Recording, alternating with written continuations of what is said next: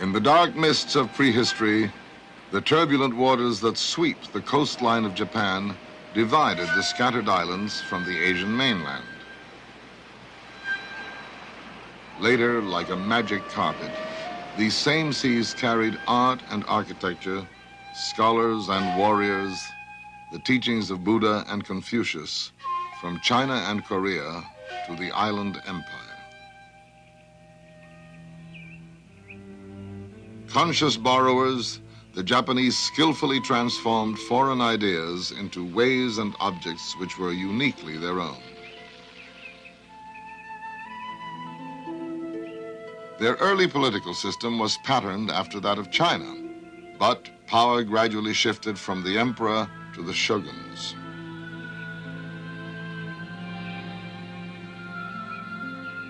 Determined to maintain the status quo, in 1639, the great Tokugawa shogunate closed the country to the outside world, plunging Japan into 200 years of seclusion.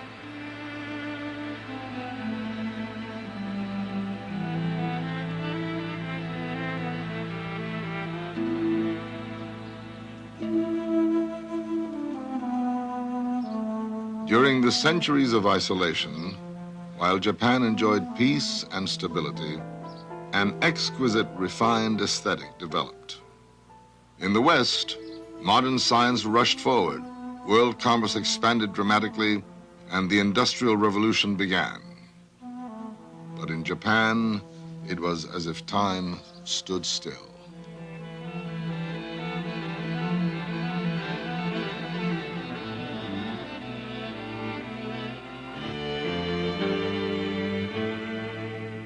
Japan's withdrawal from the world was to be abruptly changed. In 1853, tall black ships boldly flying the stars and stripes sailed into Tokyo Bay.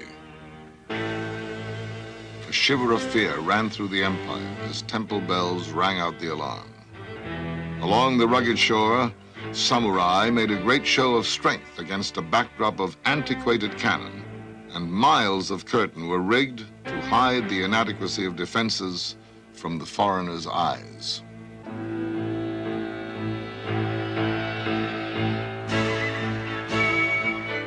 But the intruders were undaunted. Accompanied by some 300 troops, Commodore Matthew C. Perry went ashore to deliver a letter from United States President Fillmore to the Emperor. Couched in the polite words was the implicit demand that Japan open her doors. Perry had lit the fuse that was to propel feudal Japan into the modern world.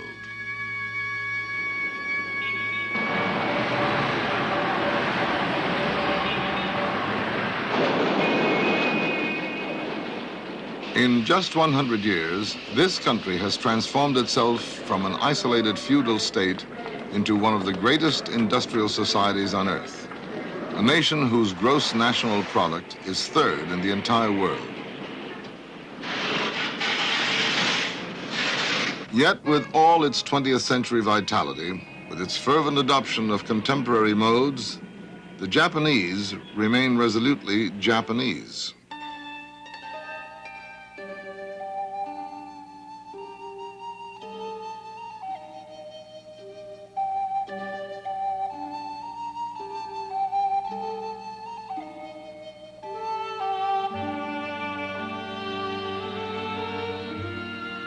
Acknowledging the need to safeguard places of historic importance, this nation, like many others, has recognized its finest as national treasures. But in a policy unique in the world, the Japanese government has selected a small number of people as worthy of protection. Officially called holders of important intangible cultural properties, they are popularly known as living national treasures. Only some 70 craftsmen and performing artists are so honored today. Each receives a small government stipend annually. With it comes great responsibility to teach, to train apprentices, to perform, or exhibit to keep the ancient crafts alive. Their creations are enjoyed by a great cross-section of people. Some are affordable by nearly everyone. Others, like fine works of art the world over, are within the reach only of museums and great collectors.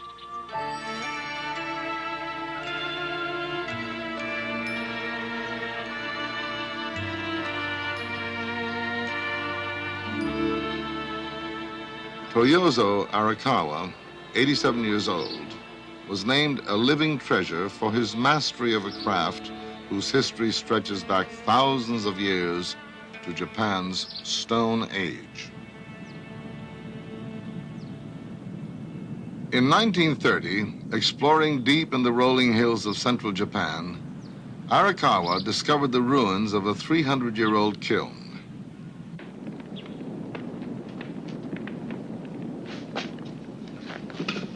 For centuries, distinctive pottery had been made here, but the ancient technique of creating it had vanished. Determined to revive the lost art, Arakawa built his own kiln on this historic site.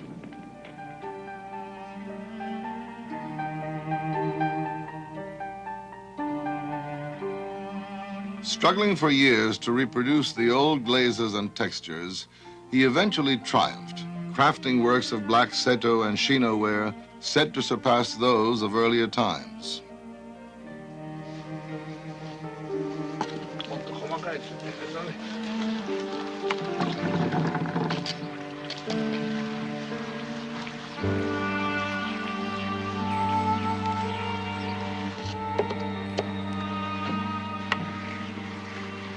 Beneath his hands, deliberate irregularities emerge.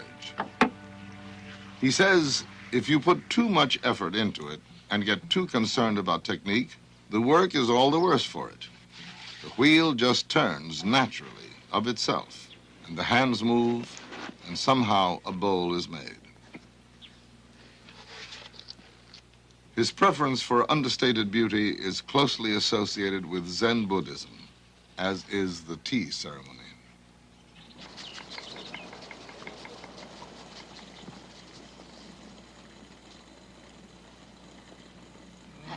At night. Today.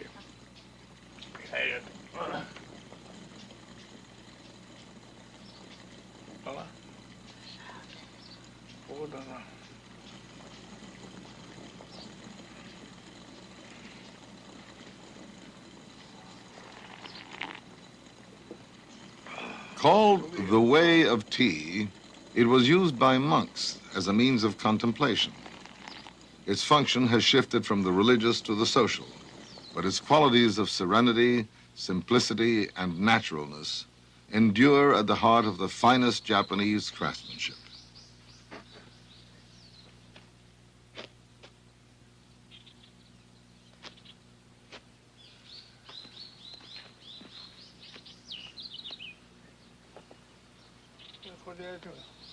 Mr. Arakawa's son has returned to help his father in the firing that will soon take place.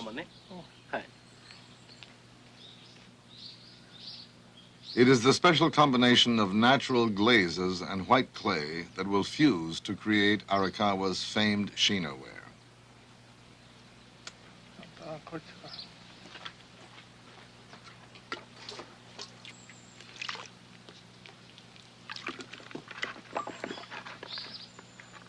Arakawa says, I surround myself with the beauty of nature to create. He believes if the artist absorbs that beauty, he can describe it in his works.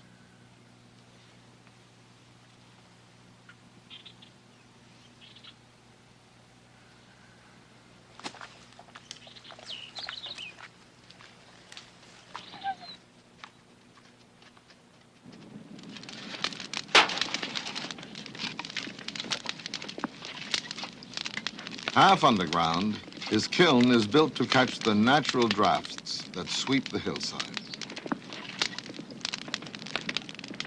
Day and night, over the next 10 days, it must be attended constantly for the shino and seto wares sealed within to fire successfully.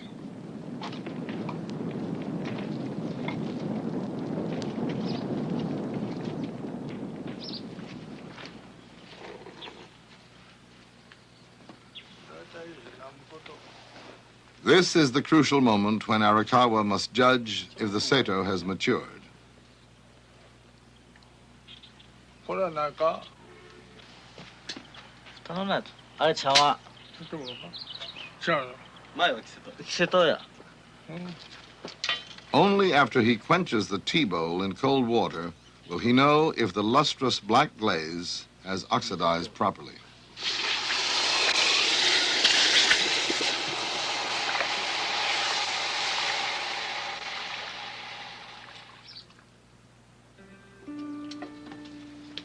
Expressions of the mysterious beauty that nature can create, clay and glaze, fire and water have combined in objects that can never be duplicated.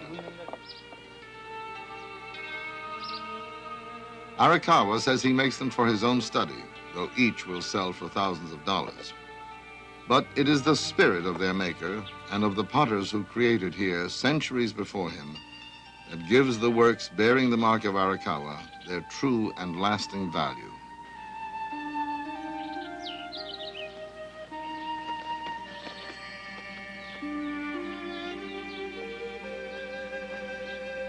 Dancing on the breeze like butterflies, lengths of newly dyed handmade paper dry in a Tokyo garden.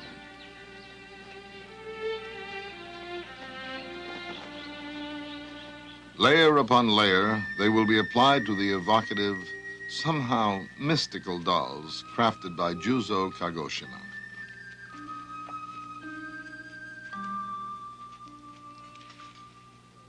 Now 82, Kagoshima began his career at 15, working in a factory where dolls were mass-produced. But he quit, saying the plaster dolls lacked individual character, spirit, and poetry. He came to the capital and perfected his own technique, molding dolls from plant fiber and clay. His daughter and granddaughter are his apprentices. All three of them may work over a period of years to complete one of his fanciful designs.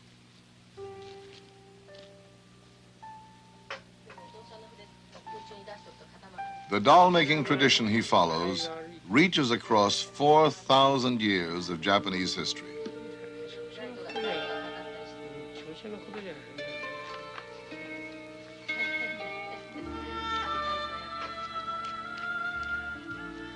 Kagoshima's inventive genius is in fashioning figures with layers of paper to give them their vibrancy and depth of color.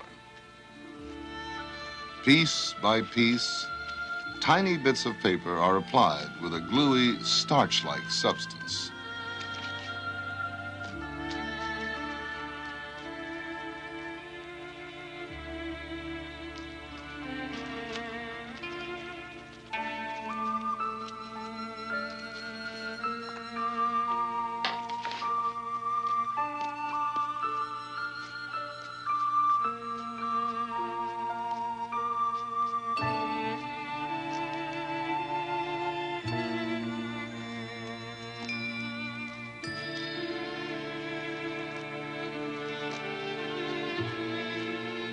A poet of renown, Kagoshima says, "I started writing poems right after I started making dolls.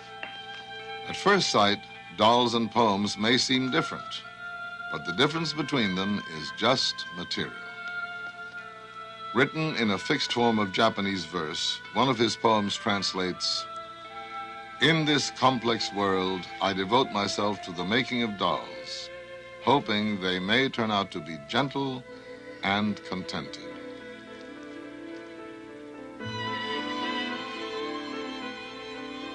Preserving a unique Japanese art form, the dolls of Juzo Kagoshima are displayed in elegant homes, great collections, and fine museums. Classic, timeless, and, hopefully, contented.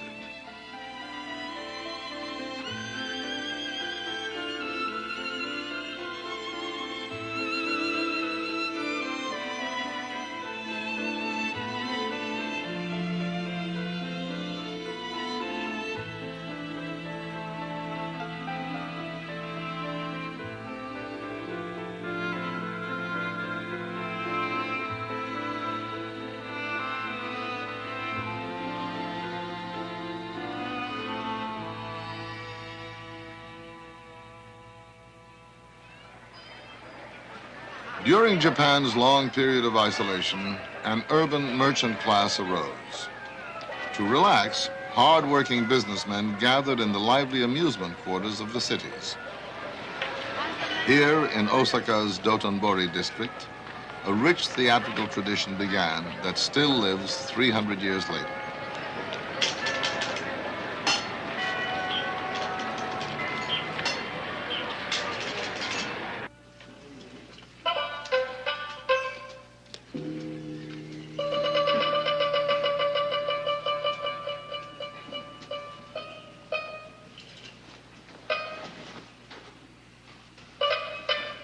Bunraku is the most highly developed form of puppet drama in the world, and Tamao Yoshida is at present the only puppeteer designated a living treasure.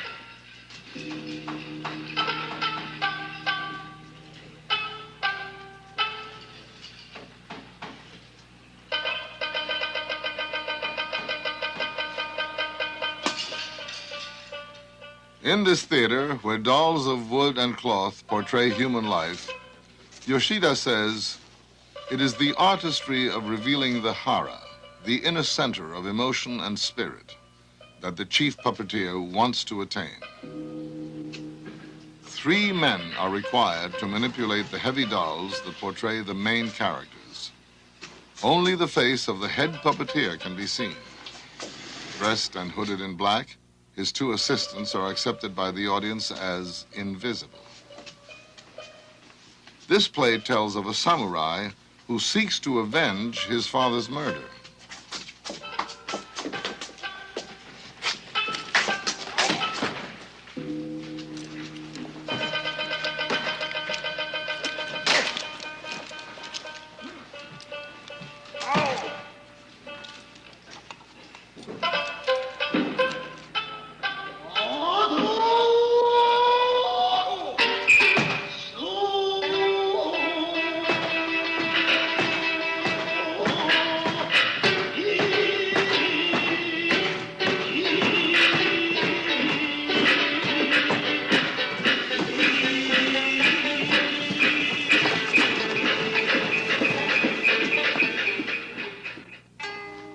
Today, the professional Bunraku troupe of Osaka alone survives.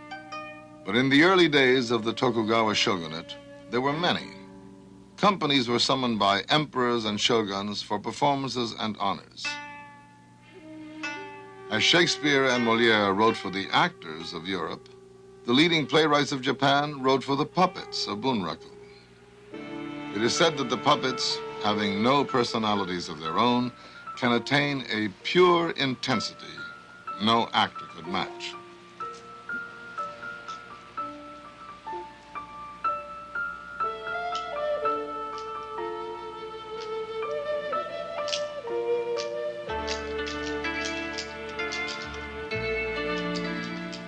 A system of toggles and pulleys makes it possible to manipulate the hand-carved heads whose mobile features eloquently express every human emotion, including jealousy.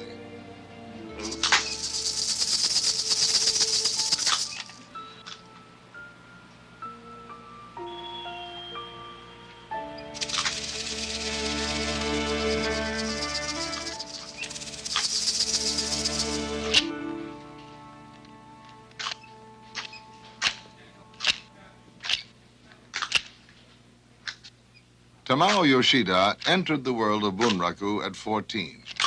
Yoshida says, from the day I started until today, every day has been training, discipline, learning. And it will be study and practice until the day I die, even if I live to be 100. During a performance, I become the character portrayed. My spirit enters the puppet to become as one.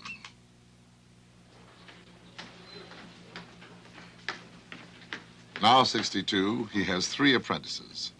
They will spend many years under his supervision, sharing his dressing room, his experience, his insights.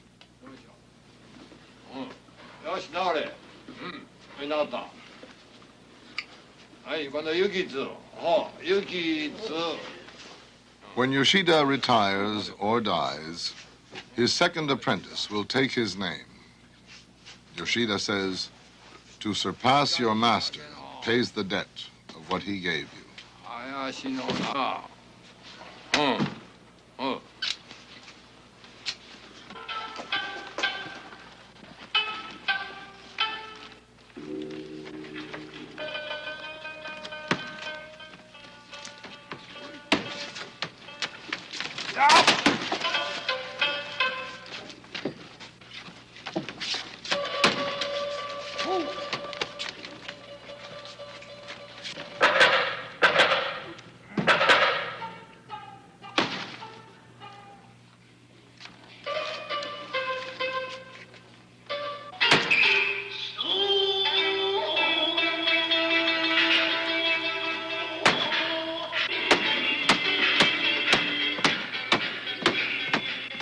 Yoshida says, the artistry of portraying the depth of a man's soul, that's the puppeteer's greatest challenge.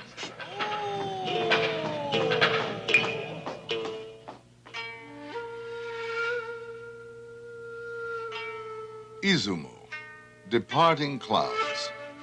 These skies inspired the name of a lush and peaceful region and the elegant handmade papers created there. Handmade papers have been used for shoji screens, imperial correspondence, as the vehicle of prayers and poetry, and for the sketches of artists, including Rembrandt.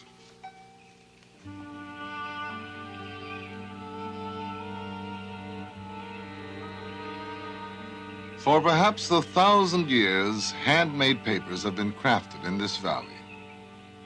Smoothed onto boards and set outside to dry among the flower and vegetable gardens, they give the village an aura of agelessness. Here in Yakumo, 8 Cloud Village, generations of the Abe family have followed the craft. Today, Eishiro Abe, 78, still uses the ancient techniques, transforming plant fibers into exquisite handmade papers. He says, paper must be natural to be beautiful.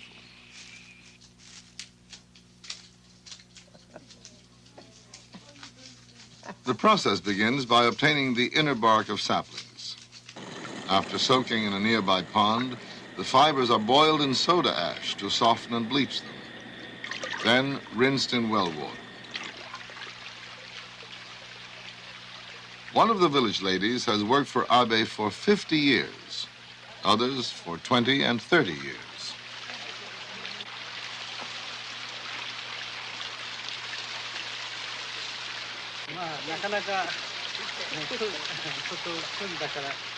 Employer and employee feel a lifetime obligation to each other and their jobs, a reflection of the Japanese belief that work is a privilege. Abe's family, too, is involved. His wife assists as he disentangles the wood fibers.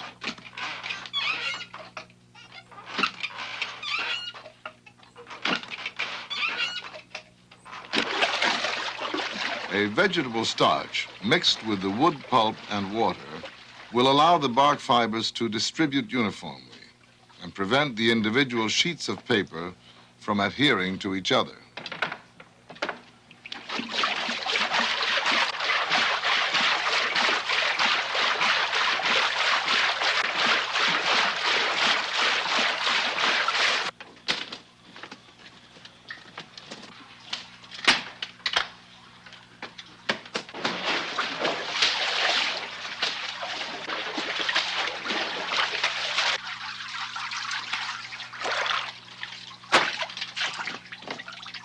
In the year 610, a Japanese prince is said to have watched a Korean priest make paper and urged local craftsmen to master the technique.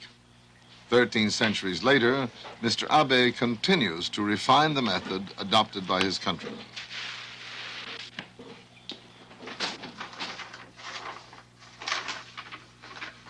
After draining, the sheets of paper are brushed on boards to dry.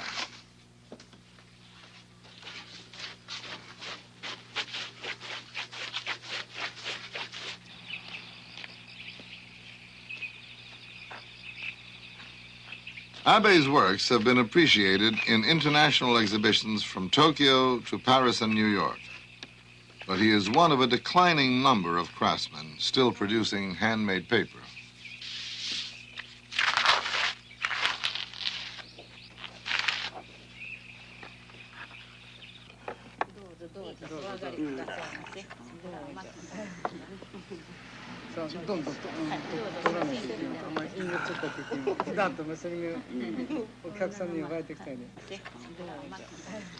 In the peaceful village of his birth, Eiichiro Abe, his family, his workers, and the people of Yakumo keep an artistic tradition and an old way of life vibrantly alive.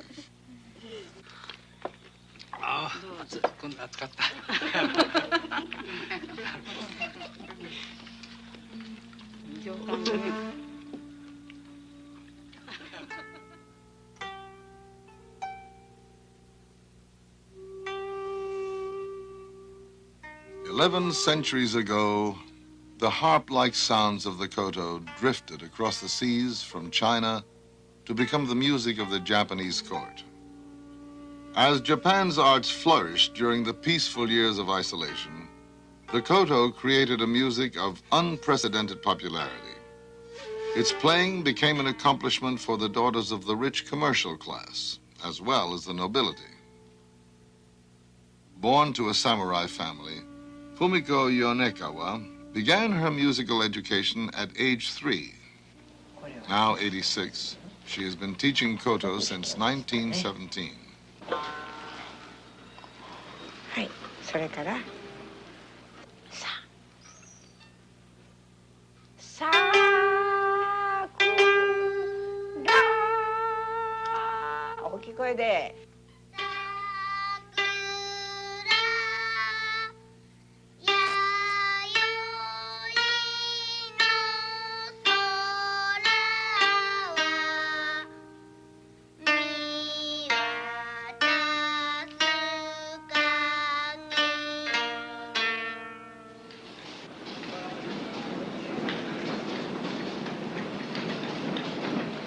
Each summer, all of the students of Miss Yonekawa and her apprentices gather at her Tokyo studio to take part in a recital.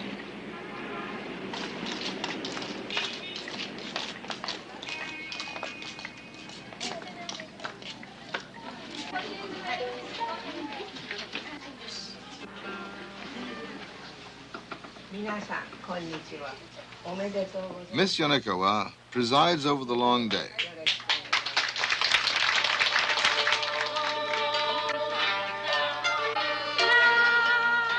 For the young people of the contemporary world, she keeps this most traditional instrument alive.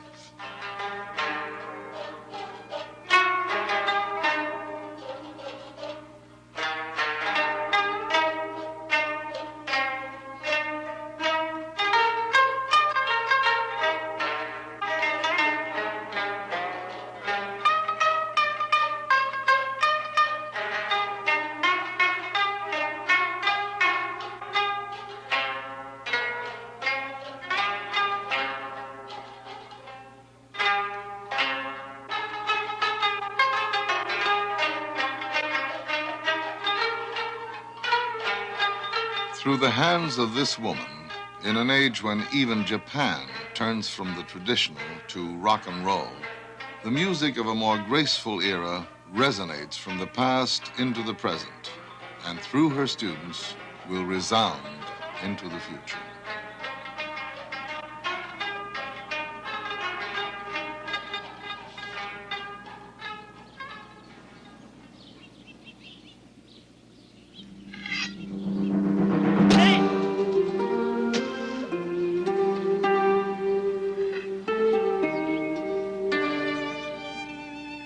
Japanese mythology records that 3 sacred objects established imperial rule on earth: the mirror of wisdom, the jewel of nobility, and the sword of strength. At a forge near Nara, Japan's first capital, Sadakazu Gasan creates sword blades according to secret ritual his ancestors followed 800 years ago.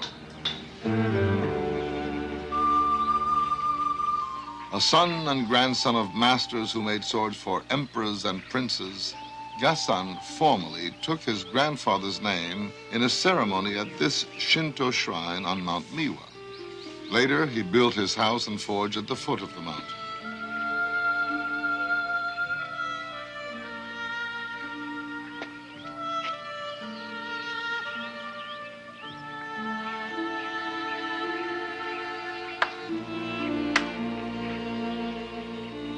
Now, each morning, he prays here before beginning his day's work.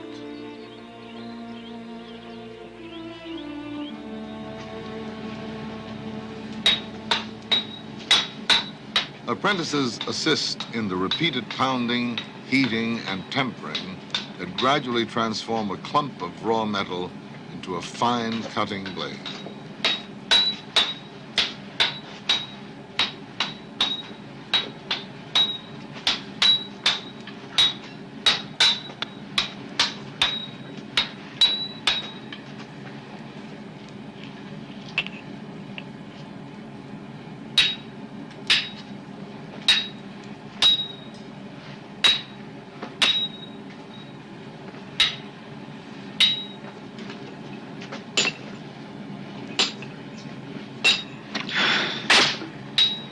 To create a steel object that combines the extremes of flexibility and hardness requires layering. The exact number of times Gasan folds the metal is held a closely guarded secret. But in the pounding, folding, and fusing, more than 30,000 layers will be formed.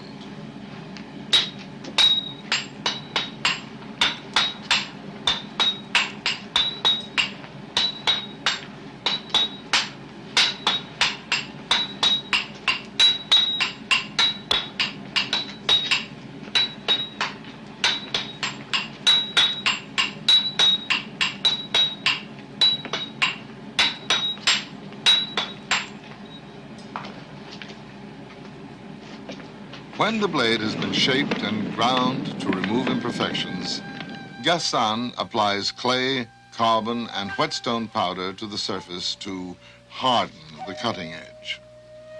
And if all goes well, this curved cedar leaf pattern that is the ancient hallmark of his family will emerge on the finished blade, transmuted by the mysterious process that occurs in the final heating and quenching.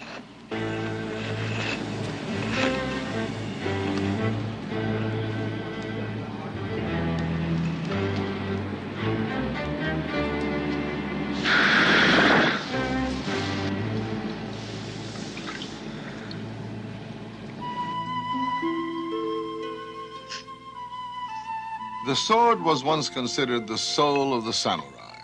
In it, important Japanese values fused: the spirit of Shinto, the intuitive action of Zen Buddhism, and the service demanded by the Confucian ethic.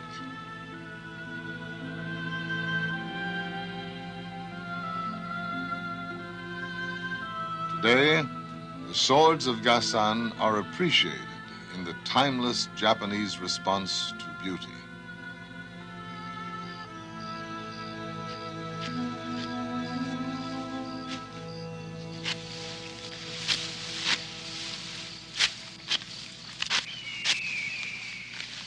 Deep in the countryside, beyond the city of Sendai, lies the Kurakoma Valley, a quiet rural district where life still moves to the ageless rhythms of nature. Here where she was born, Ayano Chiba makes indigo-dyed hemp cloth as her ancestors did, performing every step of the process from growing the plants to weaving the cloth and dyeing it.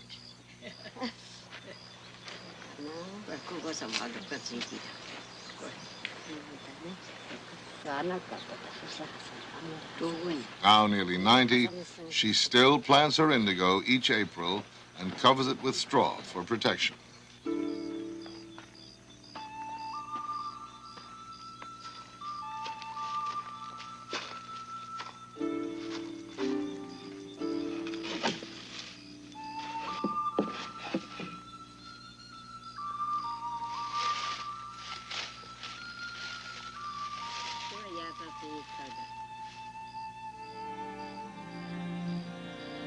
When the tiny seeds have matured and the leaves are ready to harvest, she'll sun-dry and ferment them to create the deep blue dye.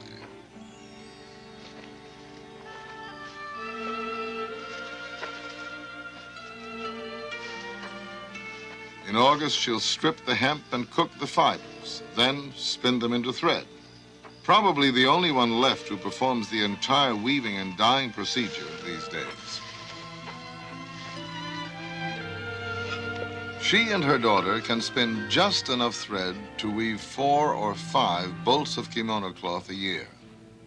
And in Mrs. Chiba's words, that's a lot of thread to weave.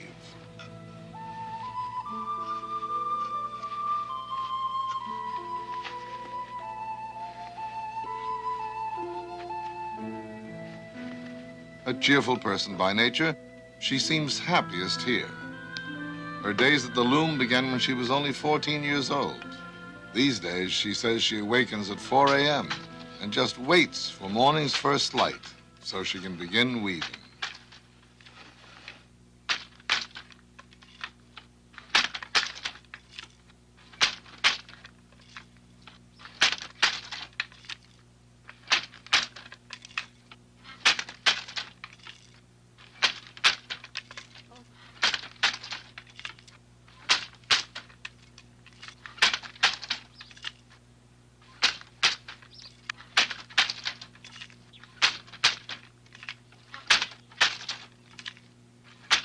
Mrs. Chiba weaves throughout the year. Dyeing is done in summer. As a girl, she watched her parents and grandparents use indigo, but she did not begin to dye cloth until she was 34.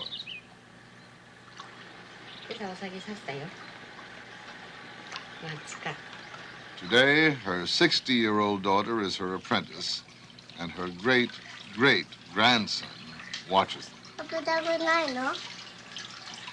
重いんだで。重いよ。重いかこれ。ピカピカしてるね。なんで？は？うるさい。皮は？こっちの見たか？うん。今度はこっちはなんかね。The cloth is dipped time and again to absorb the deep blue indigo. Then, 4 generations join Mrs. Chiba at the river to rinse the cloth, as it has been done since time beyond memory.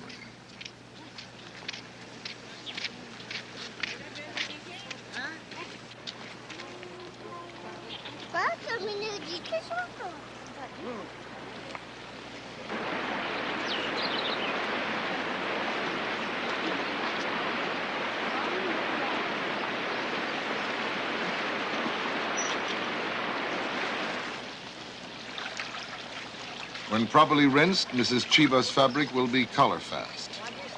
She says it will last over 100 years, its color only deepening with age.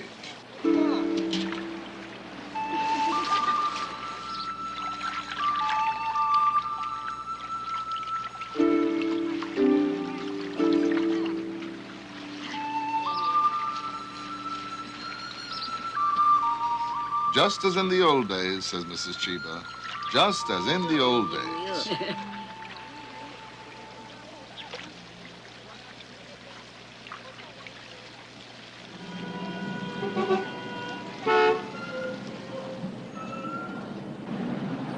Tokyo was probably the world's largest city during Japan's 200 years of isolation. Kabuki theater, patronized by the new merchant class, eventually surpassed even the puppet theater in popularity. Today, it is Japan's favorite classical theater, and Tokyo's Kabukiza, the stage of the celebrated actor Utaemon Nakamura. In a theatrical world where the names of great actors are bestowed upon worthy successors, he is the 6th generation to bear this illustrious stage name.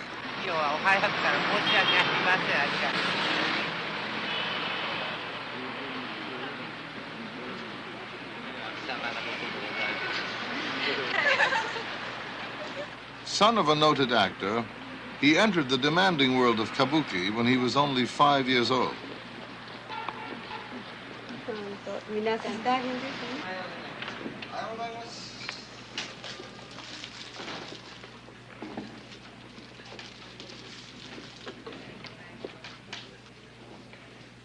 The actor's arduous day begins as he checks in at the stage door and pays his respects at the theater's shrine.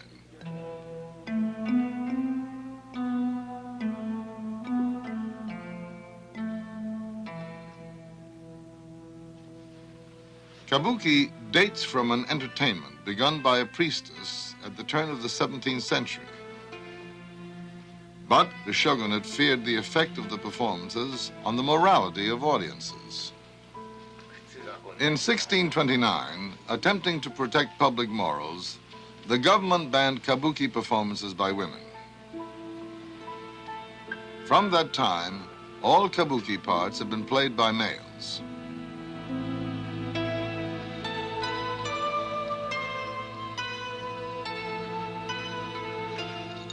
Considered by many to be the greatest of today's onagata, Utaemon has spent a lifetime perfecting his stylized concept of womanhood, and the name Utaemon draws crowds of faithful admirers.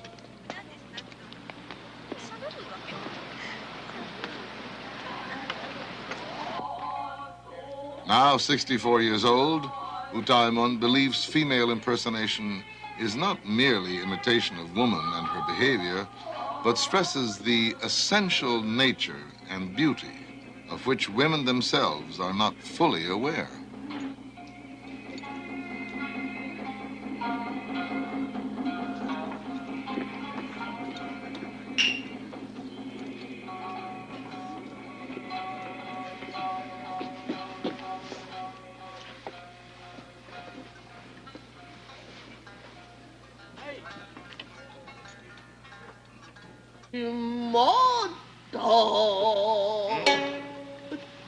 In the stylized conventions of kabuki, the story unfolds through dance and dialogue to the accompaniment of a narrator and musicians. This play is about the rivalry of two warlords. In an attempt to make peace, the shogun ordered a marriage arranged between the daughter of one and the son of the other. Believing her betrothed has been killed, she pours out her emotions in dance.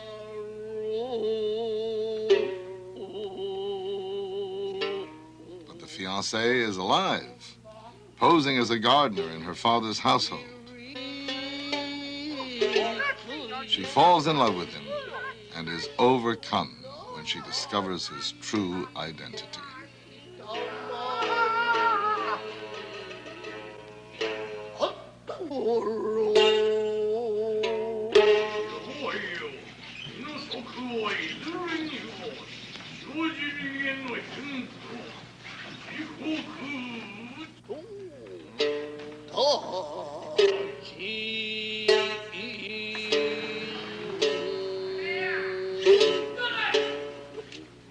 Her father, a clever man, is not deceived. Making the gardener his envoy, the father dispatches him on an errand and will send an assassin after him.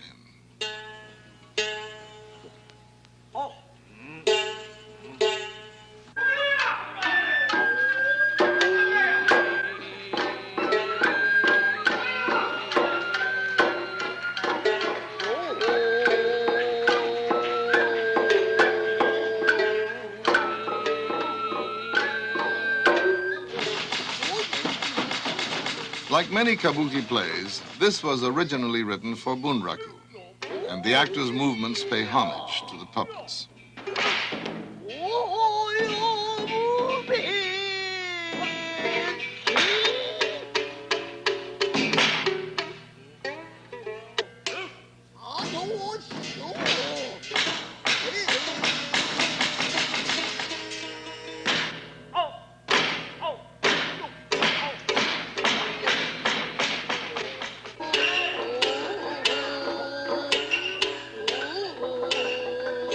In the artistry of Utaemon Nakamura, an old and honored theatrical name and tradition live on in the heart of Tokyo, one of the 20th century's busiest modern cities.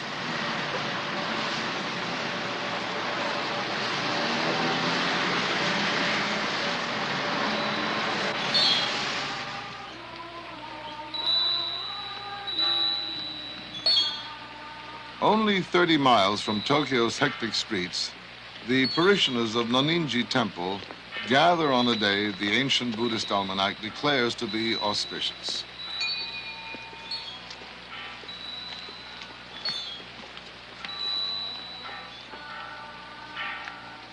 After a ceremony of benediction in which prayers are offered that their temple's new bell will bring them happiness, its maker, Masaiko Katori, rings the bell, symbolically giving it to the temple.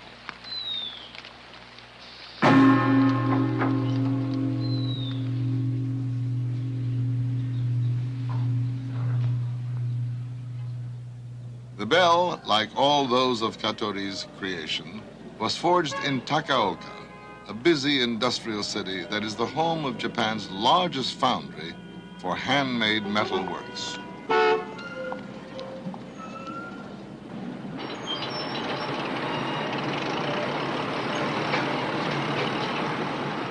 Mr. Katori says, each bell has its own spirit, its own personality.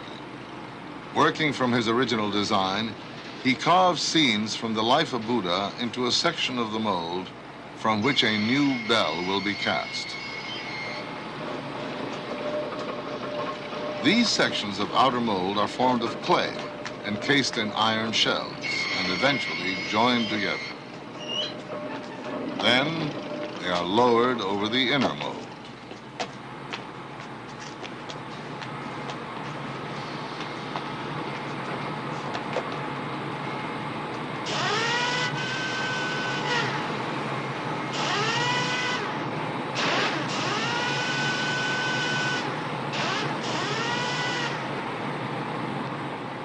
Bronze for the bell will be poured between inner and outer molds.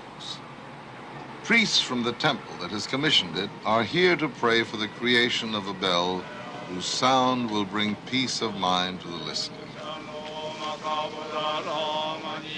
Offerings of flowers and persimmons, sake and squid are made to Buddha, and a paper prayer acknowledges the Shinto deities of the forge.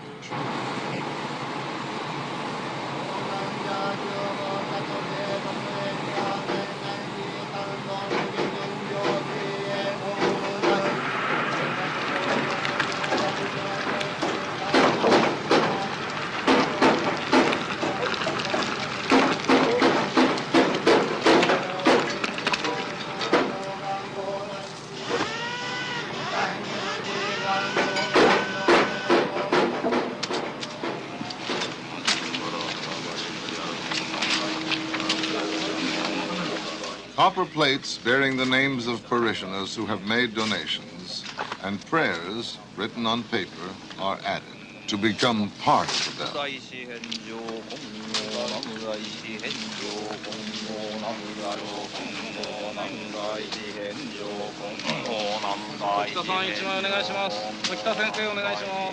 Mr. Katori says part of the spirit of the bell is the wishes and prayers that the people who make it put into it.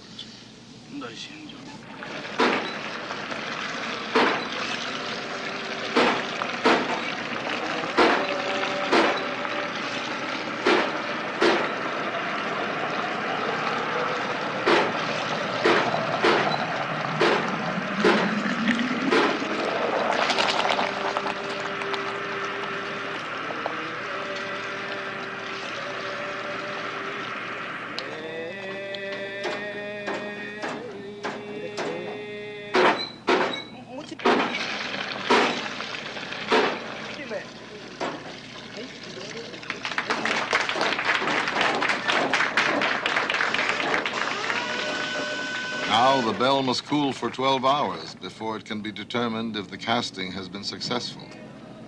Katori must wait.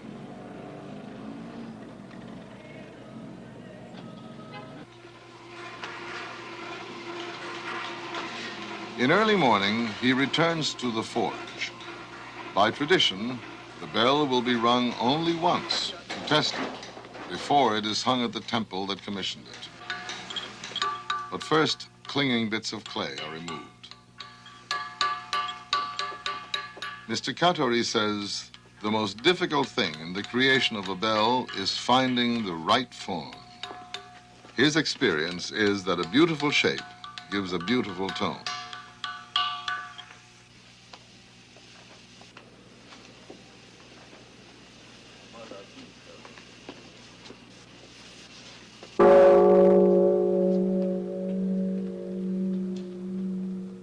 The sound of the bell, the voice of Buddha.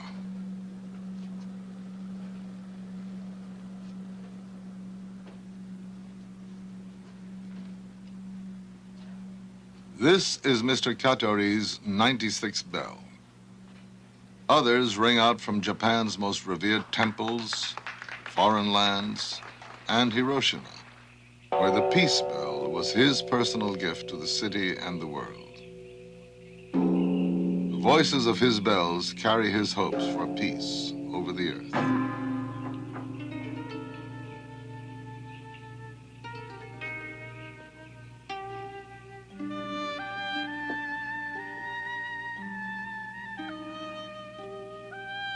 In the creations of the living treasures, there is something each hopes will touch the soul of the user, the viewer, the listener. Through their hands, hearts, and minds, these great masters pass forward the torch of a unique artistic heritage, that their talents may live beyond their numbered days on earth.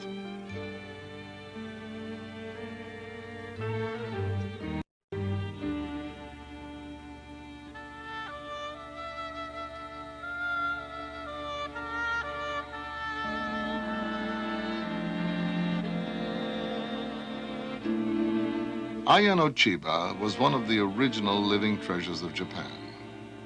On March 29th, 1980, she died. This film is dedicated to her memory and to all the living treasures who illuminate the future with the timeless spirit of their nation's past.